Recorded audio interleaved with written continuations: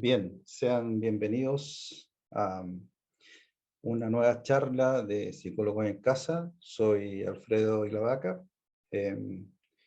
integrante del equipo. Estamos muy contentos de que nos vean, a la gente que se está conectando y a los que nos van a ver después en la página. Así que contentos y vamos a comenzar. El tema de hoy día es ¿cómo sé cuándo ir a terapia? En realidad yo estuve pensando en este tema y hay dos cosas. La primera, en realidad los tiempos que se están viviendo hoy día en el mundo y en el país hacen que la salud mental en Chile y también obviamente en otras partes del mundo esté bastante mermada, ¿ya? Entonces, primero que nada, está súper claro que la necesidad de atención de salud mental es bastante alta, ¿ya? Entonces, yo creo que eso es un diagnóstico general de la situación. Además, todos sabemos que Chile es uno de los países que tiene una mayor cantidad de incidencia de enfermedades mentales. Ujú. Y yo, si bien eso es cierto, yo quiero enfocar la charla un poco en todos aquellos grupos de personas que necesitando terapia, eh, teniendo síntomas que son necesarios resolver, no tienen atención, muchas veces por decisión personal o por no tener acceso. Ujú. Eso provoca, yo creo que también un problema de salud mental a nivel general, ¿ya? Y lo que quiero recalcar es que no necesariamente hay que tener un trastorno psicológico para ir a terapia. Así que bueno, vamos a comenzar. Como ven ahí en la página, en la primera página dice, ¿cómo sé cuándo ir a terapia? Ujú. Bien, después acá tenemos, quise poner esta foto porque obviamente estamos hablando de psicoterapia presencial y psicoterapia virtual. Los estudios que hay sobre los resultados y efectividad de la psicoterapia virtual son iguales, son bastante similares a los resultados de la terapia presencial en algunos trastornos, ¿ya? O síntomas. Así que en ese sentido yo voy a hablar referirme en terapia a estos dos tipos de terapia. Ujú. Y vamos a comenzar con unos datos de salud mental que pueden ser interesantes para que contextualicemos un poco de qué estamos hablando. Uno de cada cuatro personas tendrá un trastorno mental a lo largo de su vida en el mundo. Estamos hablando que un cuarto de la población mundial va a tener algún tipo de trastorno, ¿ya? De salud mental. Luego, de esa gran cantidad de gente, entre el 35 y el 50% no recibe ningún tratamiento o no recibe el tratamiento adecuado. ¿Ya? O sea, ya estamos en una brecha bastante considerable. Cercana a la mitad de la gente que tiene un trastorno o tiene síntomas ya psicológicos que requieren tratamiento, no recibe tratamiento. ¿Ya? Acá tenemos otros datos importantes. El 12,5% de todos los problemas de salud está representado por los trastornos mentales, de todos los problemas de salud, no solo salud mental. Ajá.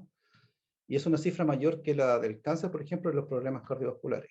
Ujú. Entonces, es verdad que hoy día asistimos a una visibilización de estos temas debido a la situación de la pandemia, a los temas migratorios, ahora a la situación de la guerra. Obviamente, para nosotros como psicólogos, bueno que se esté visibilizando, ¿ya? Toda la necesidad que hay de terapia. Y aquí hay otro dato interesante para la charla, dice, 400 millones de personas en todo el mundo se ven afectados por problemas de salud mental que dificultan gravemente su vida. Ahí es donde yo quiero poner el énfasis. O sea, en realidad hay personas que viven de manera crónica los síntomas y no se atienden nunca, ¿ya? Y de alguna manera se normalizan los síntomas, ¿ya?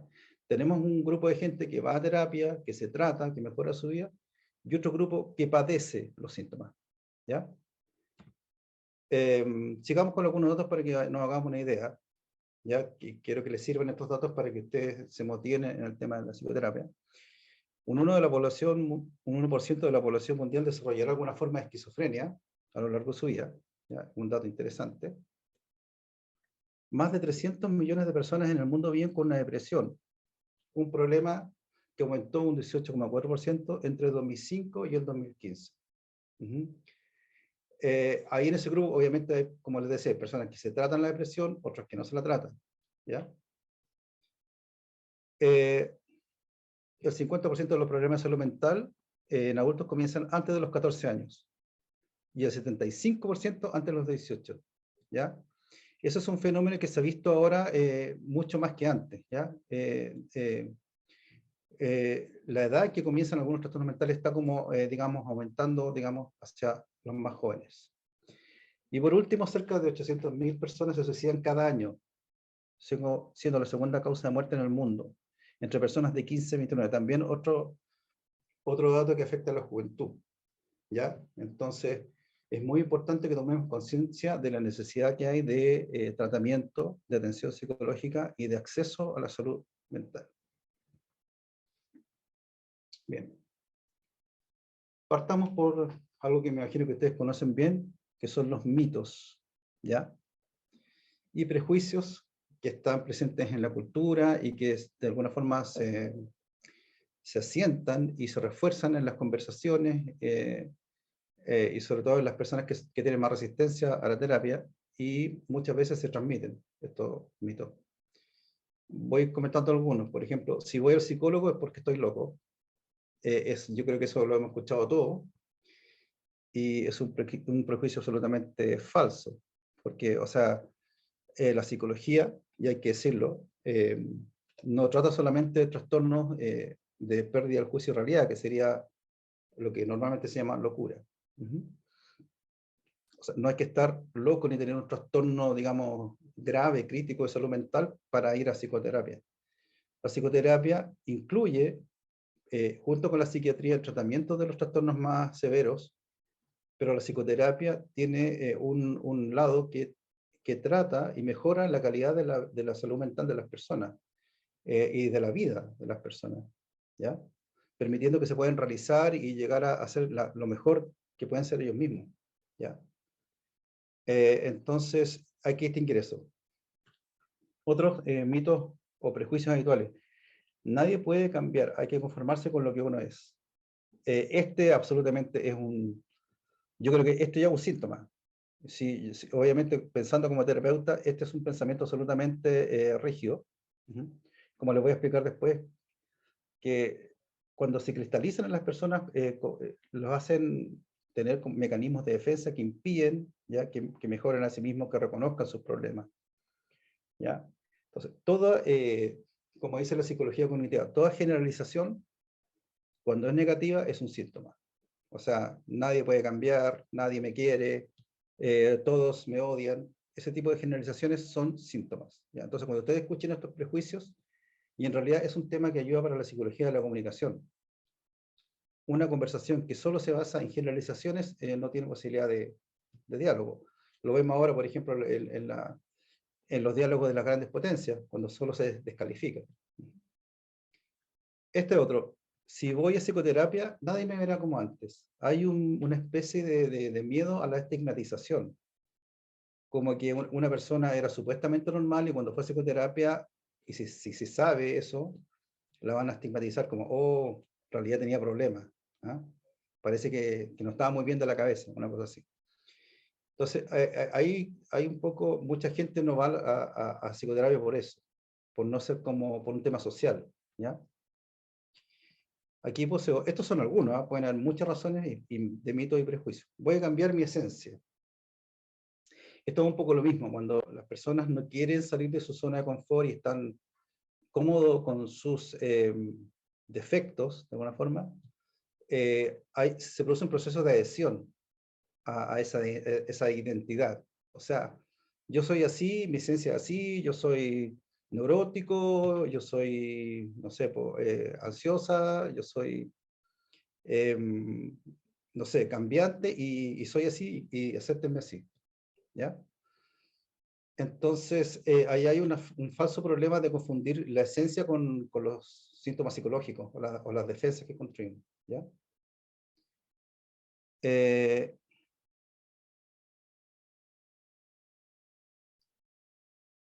El otro es mejor medicarse. Eso es absolutamente una verdad extendida, yo creo, por el ancho de la tierra y en todas las sociedades occidentales. El tema de pensar, de no seguir un proceso de autoconocimiento, de no saber lo que a uno le pasa, es simplemente medicarse. Ajá. Entonces, he escuchado muchos discursos que dicen, no, mejor voy al psiquiatra, me da 2 pastillas y listo. ¿Ya? Y ni siquiera supe qué me pasó ni quién soy. Entonces, ahí se produce un proceso como de ocultar, ¿ya? O sea, nunca vamos a saber realmente y nunca vamos a trabajar lo que está sucediendo con nosotros. Por eso la terapia lo que hace es ir al proceso, a tu proceso emocional y ver qué te está pasando, ¿ya? Porque básicamente si uno deja de tomar las pastillas, probablemente haga los mismos síntomas, ¿ya? Entonces, los medicamentos tienen que ir acompañados de psicoterapia. Uh-huh. Otro, aquí, bueno, también, yo puedo solo con mis problemas. Este tiene que ver más con, como les decía, con estructuras de personalidad más rígidas que son difíciles de, digamos, de abordar. Entonces, y que también puede ser un problema narcisista también, en el que se niegan a todo tipo de ayuda. Yo siempre me he admirado que en realidad es como un rasgo bien común, no sé si en la cultura occidental, pero esta cosa de lo hago yo, lo hago solo, déjenme. Todo lo que huele a consejo tiene una resistencia. Y a mí eso siempre me ha llamado la atención. Es como la primera barrera. O sea, esta cultura de hágalo usted mismo también se va a la psicología. Si bien la autoayuda es buena, si bien los videos que hay sobre eso son buenos, refuerzan esta cosa de no me ayuden, ¿ya? Y finalmente refuerzan esta cosa de no nos comuniquemos. ¿Ah? Yo veo cómo me arreglo yo. Y para mí la salud mental tiene que ver con comunicarnos. Ujú. No creo en la psicología, eso, como les decía, simplemente es una creencia. Eh, la psicología es una ciencia que tiene resultados y que mejora síntomas. Trabaja con la ansiedad, con la depresión, con el estrés, con las fobias, entonces, y está documentado. Así como ustedes pueden consultar libros sobre física, hay libros que demuestran los resultados de la psicología. Así que es un prejuicio. Yo sé lo que me pasa, ese va un poco con el tema de yo soluciono mis problemas, esta especie como de mecanismo de defensa muy egocéntrico. Y la psicología de sentido común, bueno, eso significa más que nada alguien que no ha profundizado mucho en lo que es realmente la psicología. Avancemos entonces. Eh, Errores comunes que creo yo que no ayudan a solucionar problemas. Primero, autodiagnosticarse. Uh-huh. Hoy día esto es súper común y por eso lo uno con la otra frase que dice googlear lo que tengo. Uh-huh. Yo lo he visto mucho, en realidad, que se busca los síntomas y te da una referencia o un posible diagnóstico. Y la gente llega a la consulta más o menos ya con una idea. Uh-huh. Y básicamente, en realidad, hay que decir que los síntomas psicológicos pueden corresponder a una cantidad enorme de trastornos, ¿ya? Y uno en varias sesiones se va dando cuenta hacia dónde puede ir el diagnóstico, ¿ya? Entonces, si yo pongo, por ejemplo, ansiedad, me va a salir, no sé, trastorno de ansiedad generalizado, por ejemplo, y en realidad puede ser una fobia, puede ser parte de otro trastorno, de un trastorno de personalidad, etcétera. ¿Ya? Entonces, eso es realmente lo que permite la psicología, hacer un diagnóstico fino para saber qué realmente tratar. Ajá.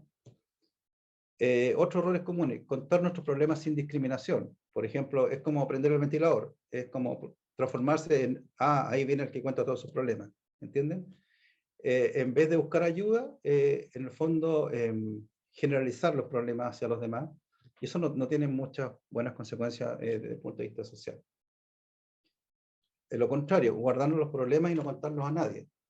De todas maneras, eso produce, si hay síntomas, produce un empeoramiento de los síntomas. Si alguien ansioso no cuenta lo que le sucede, va a terminar más ansioso. Uh-huh. Así que siempre el consejo es abrirse. Hacerse terapia uno mismo, bueno, yo creo que a algunas personas les puede resultar, personas que tienen una gran capacidad de introspección, de saber lo que les pasa y que son intuitivos y que tienen respuestas geniales, a lo mejor, si hago esto y realmente les resulta y se sanan. Pero obviamente la mayoría de las personas no tienen esa capacidad. Uh-huh. Y lo último, pensar que la conversación con un amigo es terapia. Básicamente la amistad es algo, yo creo, maravilloso, en el cual dos personas comparten, se comunican, pero no están los conocimientos ni para lograr un cambio profundo en una de las dos personas. Cuando conversamos con un amigo nos sentimos súper bien y si tenemos buena onda, nos volvemos cambiados y qué rica la amistad y qué rico que contemos problemas. Pero un cambio real en mi forma de pensar y en los síntomas no se va a lograr. Así que yo respaldo, qué bueno que tengan amigos, qué bueno que conversen con los amigos, que les cuenten sus cosas, pero no es terapia. Bien, quiero darles 3 ejes, yo dividí en 3 ejes que les pueden ayudar a saber si necesitan ir a terapia. Y la idea es que no nos metamos en trastornos, que no hablemos de este trastorno, de cómo saber si tengo, no sé, trastorno de personalidad narcisista, o si tengo trastorno, no sé, o si tengo fobia social. Yo lo que quiero es dar una herramienta más simple, ¿ya? Que está a la mano de todos y que les puede servir para saber si requieren terapia. El primer eje es el emocional. Y aquí puse la autopercepción en vez del autodiagnóstico. O sea, yo los invito a que en realidad se vean a sí mismos, perciban cómo se sienten, que eso es algo bien básico, en vez de andar buscando ahí, qué sé yo, los diagnósticos y meterse en libros y manuales que no van a entender, tal vez, o que van a ser equivocados. A eso yo le puse un escáner emocional, ¿ya? Todos sabemos y todos podemos percibir cómo nos sentimos, ¿ya? Eso es como bastante básico, ¿ya? Es una de las cosas, yo creo, básicas del ser humano, es poder saber si se siente bien o mal, ¿ya? Entonces, usen ese criterio, obsérvense a sí mismos. Aquí puse, ¿cómo me siento actualmente? Hay cosas que me molestan de mí, de mi entorno. ¿Cuáles son las emociones que predominan en mí? También eso es fácil de ver, ¿ya? Aunque sean mezcladas, pero las podemos ver. La mayoría del tiempo estoy alegre, hace un tiempo que ya estoy triste, últimamente ando temeroso o me enojo fácilmente, ¿ya? Ahí no están diagnosticando, están siendo súper honestos con ustedes mismos, están viendo lo que les pasa, ¿ya? Ahí puse otra cosa, la mayor parte del tiempo me siento cómodo emocional y físicamente o no.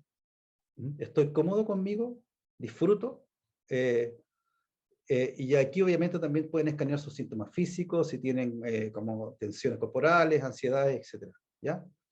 Pero básico, ¿entienden? El primer eje es emocional. ¿Cómo me siento?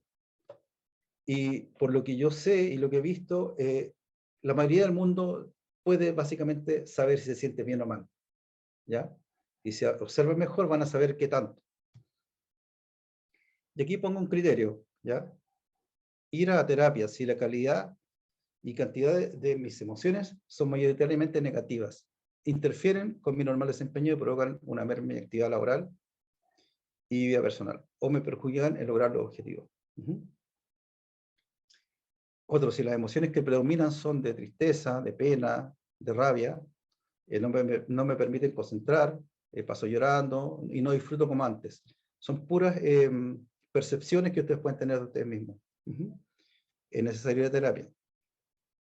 Si me noto inestable emocionalmente también. Si debido a estas emociones mis ciclos normales de sueño y vigilia y de alimentación se ven afectados. Y estoy en un estado de ansiedad permanente. ¿Ya? Entonces, la idea es que esta charla les sirva de criterio simple. ¿Ok? Bueno, aquí tenemos que se pone algo gráfico. Esta niña realmente necesita ir a terapia. Bueno, las emociones son algo muy básico. Como ven, aquí hay un gesto emocional de alguien que tiene angustia, ansiedad, que no estamos diagnosticando, simplemente está diciendo, esa persona está mal, está preocupada, ¿ya? Tal vez necesite ir a terapia. El segundo eje que quiero hablar con ustedes es el eje de cognitivo, ¿ya? Hablamos de las emociones, ahora vamos a hablar de los pensamientos y de la autoimagen, ¿ya? Obviamente, en el cerebro humano está todo esto integrado, ¿ya? Pero lo podemos ordenar así, porque son como... yo personalmente soy como cognitivo-conductual y pienso que los pensamientos generan muchos de los trastornos psicológicos, por esta especie de, como les decía, de adhesión a los patrones de pensamiento que se van generando en la vida, ¿ya? Eso tiene que ver con la experiencia, pero realmente todo lo que llamamos pensamiento, el pensamiento, los patrones profundos de pensamientos incluso son inconscientes, ¿ya? Incluso no los percibimos, pero determinan todo. estas generalizaciones que les decía, por ejemplo, nunca he logrado lo que he querido, cosas así. Bueno, primero está el tema de la imagen, ¿ya? En cuanto a mis logros, mi personalidad, lo que soy y lo que he conseguido. Y aquí puse el énfasis en un tema muy cognitivo que es el relato. Todos tenemos un relato de nosotros mismos. Todos decimos, no, es que mi vida empezó así, después, no sé, estudié esto y después me cambié acá porque en realidad pensé esto. Y hay un relato, ¿ya? Ese relato puede tener patrones de pensamiento, digamos, adaptativos o no. Si hay mucha autocrítica con uno y hay mucha inconformidad, puede ser que en realidad lo que nos estamos contando no sea tan bueno. Y aquí vamos a hablar de los pensamientos. ¿Qué pensamientos tengo de mí mismo? Por ejemplo, acá en el dibujo hay una niña que dice, ¿quién se interesaría en mí si soy tan fea? ¿Ya? Y no se ve tan agraciada, pero en la imagen de un bicho, qué sé yo, de un animal, muestra cómo ella se percibe de acuerdo a su pensamiento. Entonces, básicamente, uno puede tener pensamientos positivos y negativos. Los positivos respecto a uno mismo pueden ser: he logrado lo que he querido, soy quien quiero ser, interpreto la realidad de forma adaptativa. Y los negativos pueden ser: soy, como les he dicho, soy lo peor que puede ser, no he logrado nada, jamás podré llegar a hacer lo que quiero y arruino todo lo que hago. Entonces aquí yo pongo de nuevo un consejo: ¿cuándo ir a terapia? Porque es normal que tengamos momentos de pensamiento negativo, en que cuando algo no nos resulta, es normal que no hagamos autocrítica, ¿ya? Pero la idea es que haya también pensamientos edificantes, positivos. Entonces, ¿cuándo ir? Cuando la calidad y cantidad de mis pensamientos son mayoritariamente negativos e interfieren en mi vida normal. O sea, tengo tantos pensamientos negativos, estoy tan como convencido de que nada me va a resultar, que en realidad ni siquiera intento las cosas o arruino las cosas, ¿ya? Este otro para mí es la base incluso de la psicoterapia. Tiendo a interpretar la realidad de forma perjudicial hacia mí. Esto solo me pasa a mí, siempre arruino todo. Ya, como les hablaba, esta interpretación que hacemos de los hechos es la que nos provoca los síntomas, más que los hechos mismos. Y después les voy a mostrar en unos ejemplos cómo esto ocurre en terapia, ¿ya? Y cómo lo hacemos en la vida. Soy demasiado autocrítico conmigo mismo, incluso me hablo en el lenguaje peyorativo y tengo pensamientos relacionados con la autocreación. Esos ya son síntomas claros de que hay que hacer un tratamiento psicológico, ¿ya?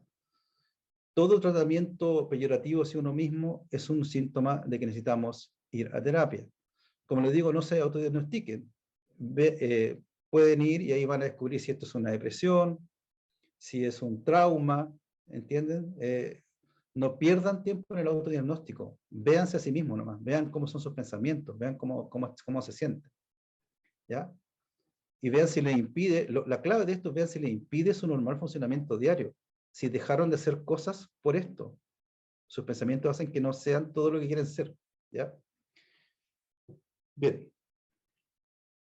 Todos estos pensamientos negativos, cuando son invalidantes en el día a día, nos llevan a situaciones perjudiciales, como tener problemas en el trabajo, en la relación, y implican la decisión de ir a psicoterapia. ¿Ok? Eso es información que ustedes tienen. Y quise agregar acá los pensamientos intrusivos, que básicamente son: si tenemos pensamientos negativos, catastrofistas, que se repiten una y otra vez y que dificultan nuestro rendimiento laboral o personal, y generan comportamientos repetitivos y ritualistas. Estos pensamientos intrusivos son la base, cuando se empiezan a repetir mucho, son la base del TOC, de los trastornos obsesivos, ¿ya? Pero para ustedes, claro, no van a decir tengo un TOC o tengo un trastorno obsesivo, pero sí pueden decir: en realidad esto se me repite y empiezo a hacer rituales y en realidad tengo pensamientos que no me gustan, ¿ya? Y esto ya me está molestando y impide un normal funcionamiento. Quise acá poner la foto de nuestro presidente como un ejemplo que me llamó notablemente la atención, ¿ya? Porque en el cambio de mando, todos vimos cómo hizo una voltereta. De hecho, no puse el video, pero aquí está la foto. Si se fijan, ahí comienza a dar la voltereta cuando tenía que ponerse al lado del presidente saliente y se pone en el lugar. Llamó mucho la atención. Se lo preguntó posteriormente. Él admitió que tiene trastorno obsesivo y finalmente tuvo que decir, dijo que eso era un ritual de su TOC. él tiene que darse una vuelta. Yo lo dejo a criterio de ustedes, pero se puede decir que los problemas de salud están bastante extendidos en el país, tanto que el presidente hace su ritual en el cambio de mando. ¿Mm? Él dijo, ya estoy mejor, lo tengo controlado los stocks, por eso hice esa vuelta. Yo, no sé, recomendaría que también siguieran tratamiento, porque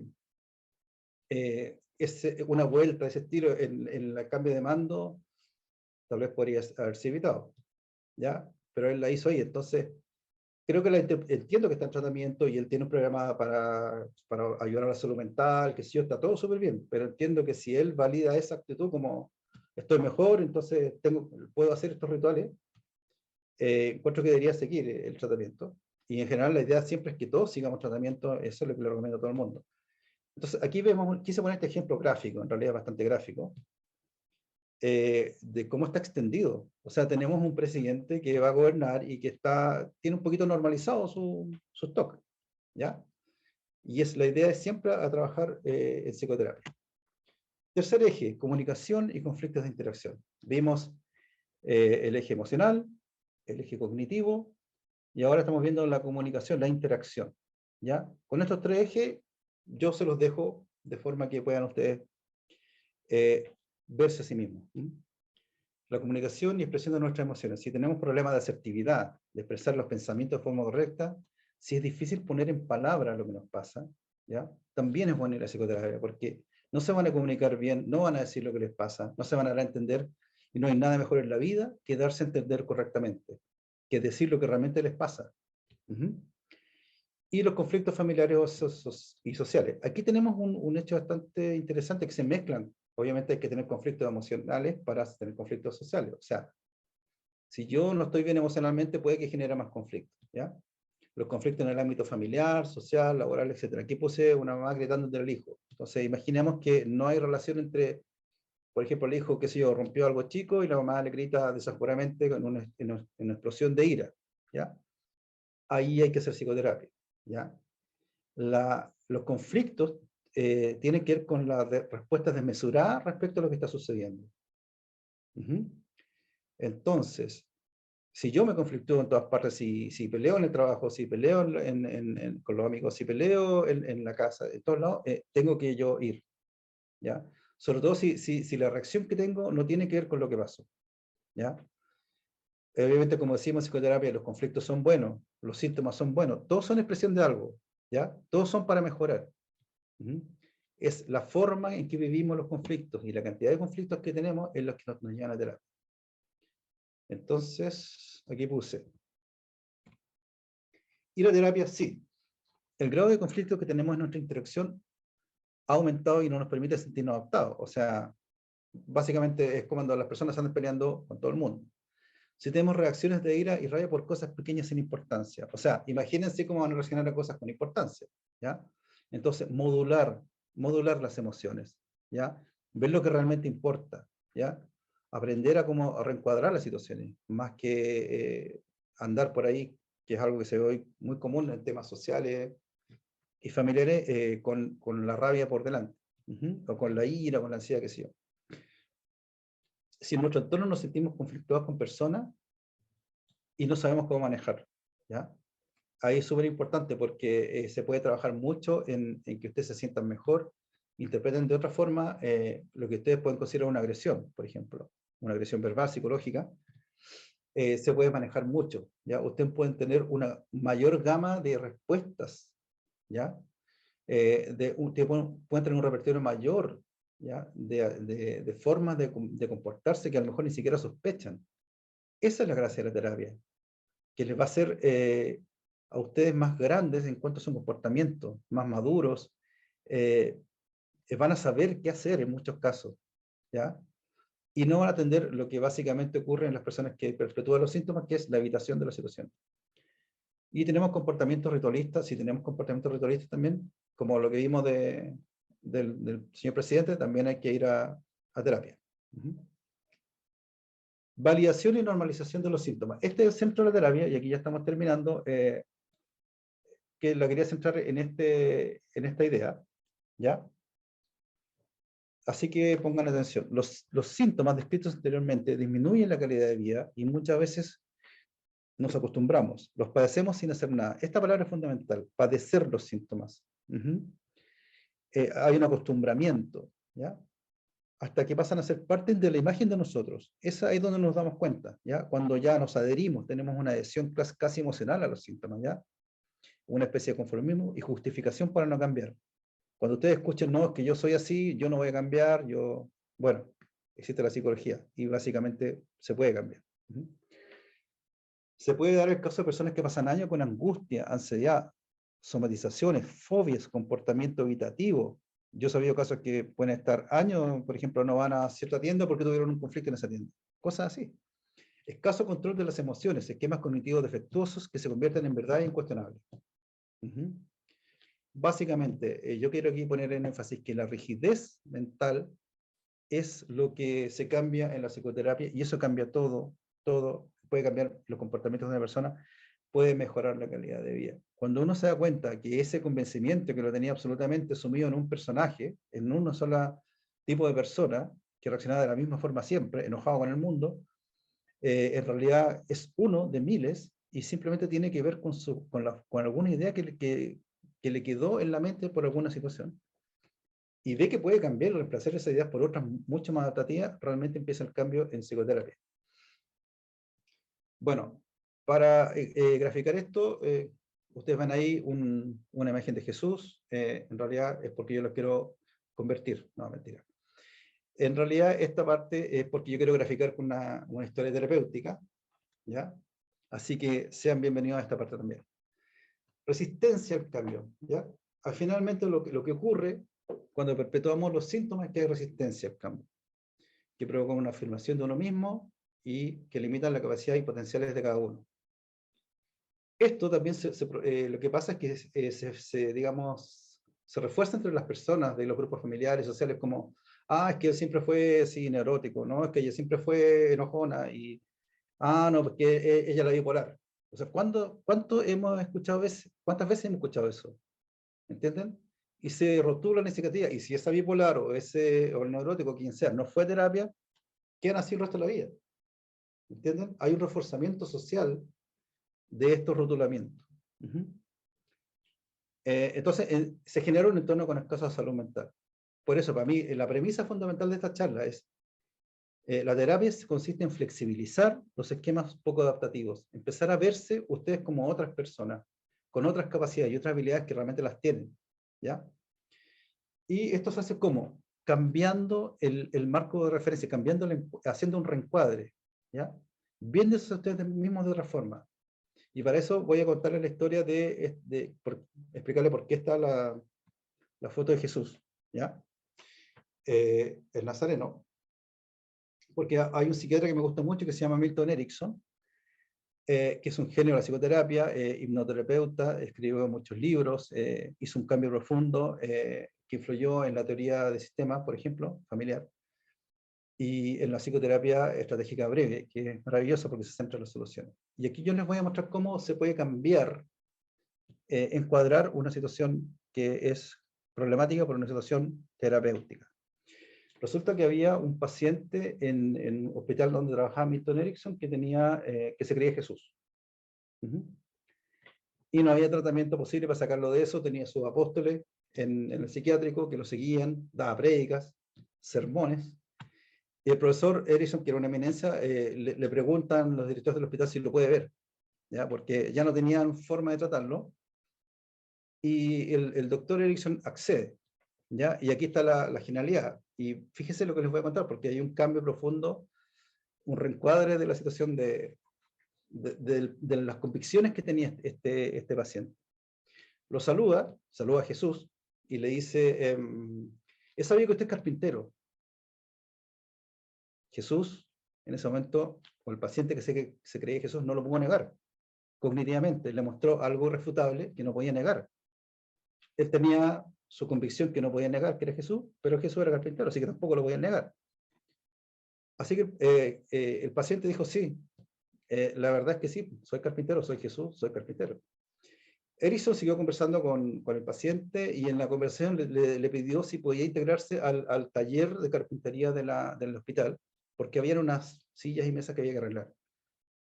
Jesús amablemente le dijo sí, tenía tiempo, así que se empezó a dedicar al tema de la carpintería y finalmente tuvo una vida productiva y fue el carpintero de este hospital psiquiátrico.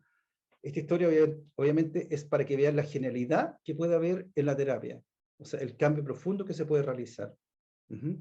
Y cómo cambiando las creencias y los patrones que nos tienen convencidos de que nosotros somos solo una cosa. O que tenemos patrones desadaptativos de comportamiento. Bien, esa era la historia de Jesús. Ahora entienden por qué en una charla de psicología aparece Jesús. Entonces, para cerrar, es aquí donde la terapia puede ser eficaz. No solo sana síntomas de trastornos psicológicos, sino te puede hacer bien que realmente podría ser si trabajas tus miedos, tus angustias y lo que te provoca ansiedad. La invitación, obviamente, a todo lo que va en este video es ir a terapia, ¿ya? No busquen su diagnóstico ustedes mismos. Vayan a terapia si se sienten mal, si tienen problemas con sus pensamientos, con sus síntomas de trastorno, o sea, de ansiedad, de síntomas de preocupación, ¿ya? Y van a lograr, obviamente, su mejor versión, porque el cambio en psicoterapia es posible. Bueno, quiero agradecerles mucho su audiencia. Estamos súper contentos de generar contenidos para ustedes, así que un abrazo y nos vemos la próxima. Chao.